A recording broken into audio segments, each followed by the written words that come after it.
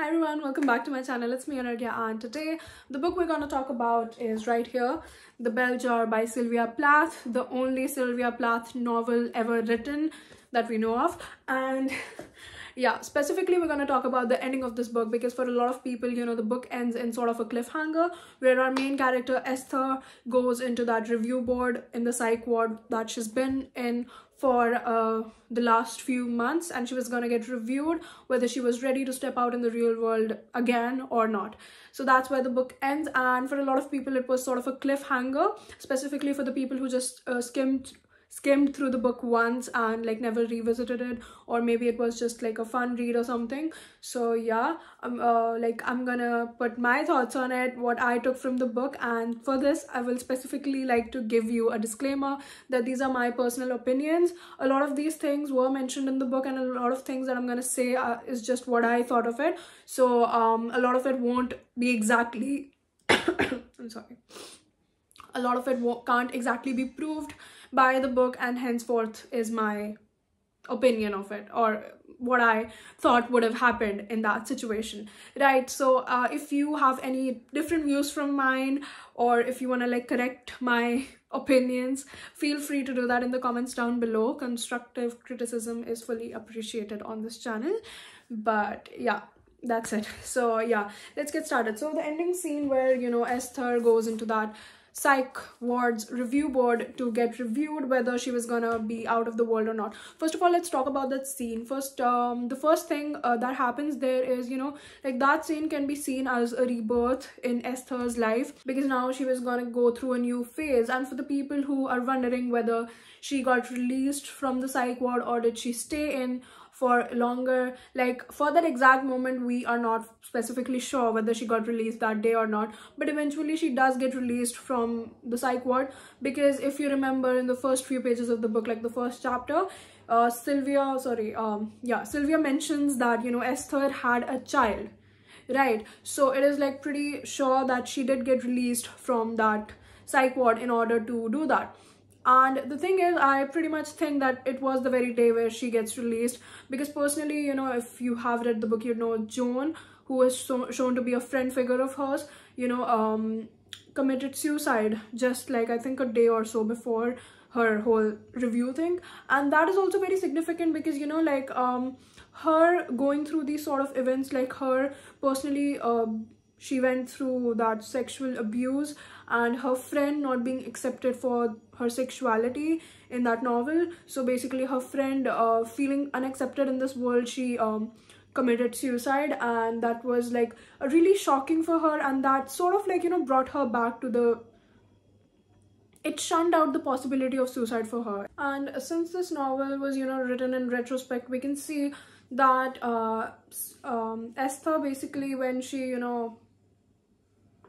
goes back to her old life, it's like a new life for her, and she has this sense of freedom within herself. But it's like she never fully escapes that bell jar. She never fully escapes her depression or her old ways, to 100%, because it is fully visible that whenever she's describing her depression, she uses the term bell jar for it, and she feels like the bell jar can be lifted up from her, but it is never fully gone. It's over there, it's still hovering over her, and it's like at any moment in her life from that moment onwards, like at any point wherever she deals with such a chaotic and traumatic situation, the bell jar can fall right on her, like once again, and she'll be back at square one, and now she has to go through all of that all over again. So that is like pretty much visible that even though she's free, she's not fully free ever. And feminism was a very big topic in this book. Like she, Esther really hated that stereotypical feminism, and she really hated kids. Like she never wanted kids of her own, and that was pretty much shown in the later chapters of the book, where she gets that where she gets herself fitted for as a form of contraception to not have any kids.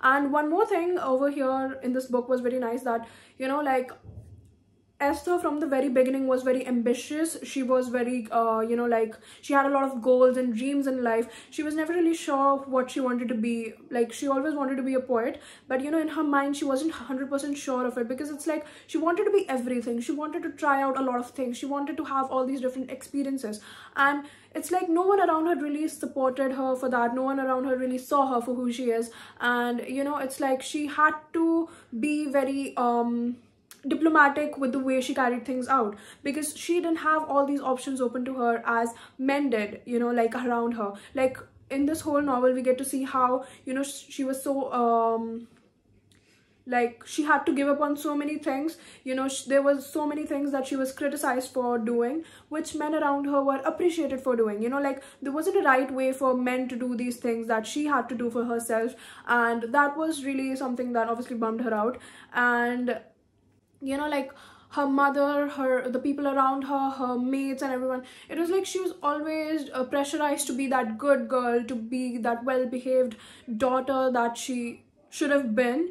And it's like, you know, she even saw this, but she saw this whole life as, you know, a punishment. She saw pregnancy as a form of punishment. She thought that if she would have like some intercourse with a guy and she ends up getting pregnant, you know, that would be the end of her life, you know. Like now she'll be stuck with this child of this man, whomever she decides to have sex with. It's like at the end of the novel, you know, her therapist ends up giving her that sexual freedom to do or have whatever it was that she wanted, and that was really like sort of healing for her, because now she didn't feel as trapped as she was.